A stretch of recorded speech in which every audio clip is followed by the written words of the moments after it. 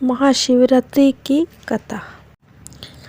एक बार पार्वती ने भगवान शिव शंकर से पूछा, ऐसा कौन सा श्रेष्ठ तथा सरल व्रत पूजन है जिससे मृत्युलोक के प्राणी आपकी कृपा सहज ही प्राप्त कर लेते हैं। उत्तर में शिव जी ने पार्वती को शिवरात्रि के व्रत का विधान बताकर ये कथा सुनाई। एक गांव में एक शिकारी रहता था।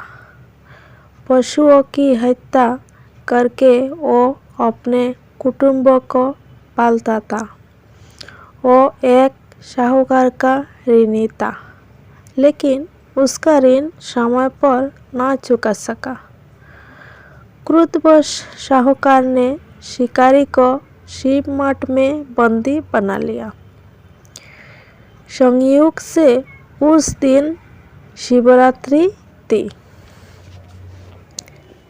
शिकारी ध्यानमग्न होकर शिव संबंधी धार्मिक बातें सुनता रहा। चतुर्दशी को उसने शिवरात्रि की कथा भी सुनी। संध्या होते ही साहूकार ने उसे अपने पास बुलाया और ऋण चुकाने के विषय में बात की। शिकारी अगले दिन सारा ऋण लौटा देने का वचन देकर बंधन से छूट गया। अपनी दिनचर्या की भांति ये जंगल में शिकार के लिए निकला, लेकिन दिन भर बंदी गृह में रहने के कारण भूख प्यास से व्याकुल था। शिकार करने के लिए वो एक तालाब के किनारे बेल वृक्ष पर पड़ाव बनाने लगा। बेल वृक्ष के नीचे शिवलिंग था, जो बिल्वपत्र से ढका हुआ था। शिकारी को उसका पता न चला। पड़ाव बनाते समय उसने जो टहनियाँ तोड़ी, ये संयोग से शिवलिंग पर गिरी। इस प्रकार दिन भर भूखे प्यासे शिकारी का व्रत भी हो गया और शिवलिंग पर बेलपत्र भी चढ़ गई। एक प्रहर रात्रि बीत जाने पर एक गर्भिणी मृगी तालाब पर पानी पीने पहुंची। शिकारी ने धनुष पर तीर चढ़ाकर यूं ही प्रतीक्षा खींची।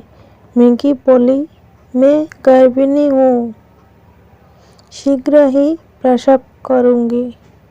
तुम एक साथ दो जीवों की हत्या करोगे, जो ठीक नहीं है।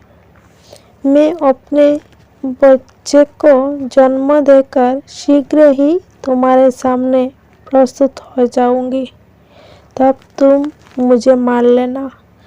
शिकारी ने प्रतीक्षा ढीली कर दी और मृगी झाड़ियों में लुप्त हो गई। कुछ ही देर बाद एक और मृगी उधर से निकली। शिकारी की प्रसन्नता का ठिकाना न रहा। समीप आने पर उसने धनुष पर बाण चढ़ाया।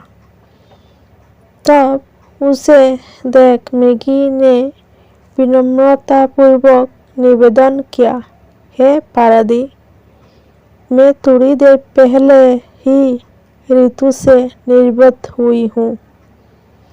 कामातुर विरहिणी हूँ। अपने प्रिय की खोज में भटक रही हूँ। मैं अपने पति से मिलकर शीघ्र ही तुम्हारे पास आ जाऊंगी।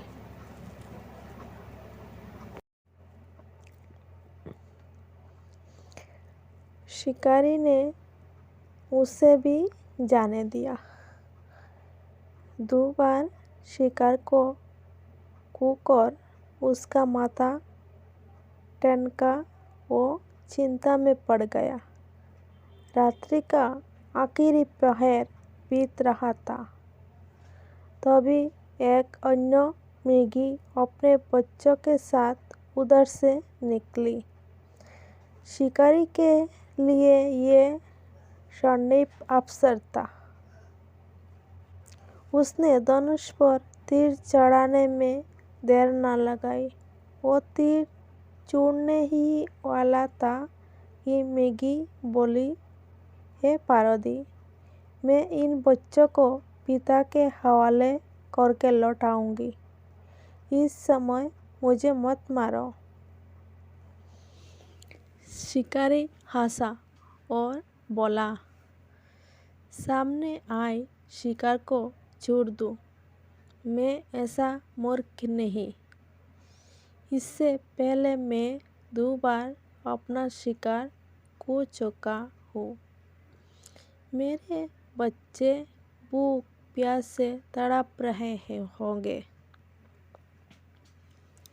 उत्तर में मृगी ने फिर कहा, जैसे तुम्हें अपने बच्चों की ममता सता रही है, ठीक वैसे ही मुझे भी। इसलिए सिर्फ बच्चों के नाम पर मैं थोड़ी देर के लिए जीवन दान मांग रही हूँ। हे पार्वती, मेरा विश्वास करो। मैं इन्हें इनके पिता के पास छोड़कर तुरंत लौटने की प्रतिज्ञा करती हूँ। मृगी का 3 स्वर सुनकर शिकारी को उस पर दया आ गई। उसने उस मृगी को भी जाने दिया।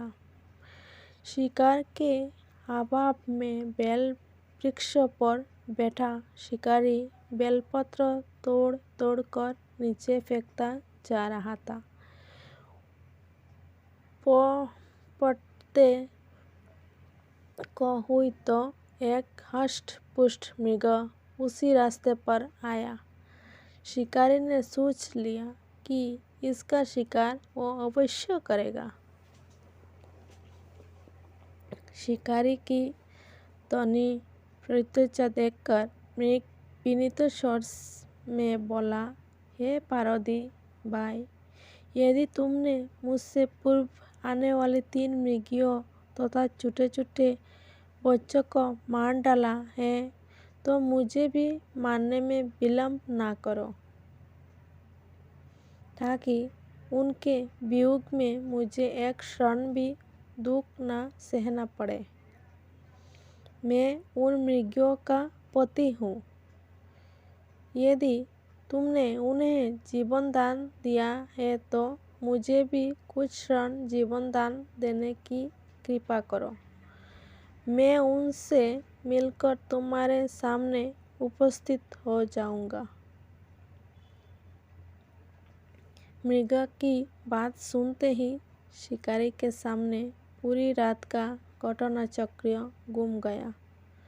उसने सारी कथा मृग को सुना दी। तब मृग ने कहा, मेरी तीनों पत्नियां जिस प्रकार प्रतिज्ञाबद्ध होकर गई है, मेरी मृत्यु से अपने धर्म का पालन नहीं कर पाएंगी। अंत जैसे तुमने उन्हें विश्वास पात्र मानकर चुना है, ऐसे ही मुझे भी जाने दो। मैं उन सब के साथ तुम्हारे सामने शीघ्र ही उपस्थित होता हूँ। उपवास, रात्रि जागरण तथा शिवलिंग पर बेलपत्र चढ़ाने से शिकारी का हिंसक हृदय निर्मल हो गया था। उसमें भगवत शक्ति का पास हो गया था। धनुष तथा बाण उसके हाथ से सहज ही छूट गई। भगवान शिव की अनुकंपा से उसका हिंसक हृदय कारुणिक भावों से भर गया। वो अपने अतीत के कर्मों को याद करके पश्चाताप की ज्वाला में जलने लगा। थोड़ी ही देर बाद मृग सपरिवार शिकारी के समक्ष उपस्थित हो गया ताकि वह उनका शिकार कर सके। किंतु जंगली पशुओं की ऐसी सत्यता, सात्विकता एवं सामूहिक प्रेम भावना देखकर शिकारी को बड़ी ग्लानि हुई। उसके नेत्र से आंसुओं की झड़ी लग गई। उस मृग परिवार को न मारकर शिकारी ने अपने कठोर हृदय को जीव हिंसा से हटा सदा के लिए कोमल एवं दयालु बना लिया। देवलोक से समस्त देव समाज भी इस घटना को देख रहा था। घटना की परिणति होते ही देवी देवताओं ने पुष्प वर्षा की। तब शिकारी तथा मृग परिवार मोक्ष को प्राप्त हुई।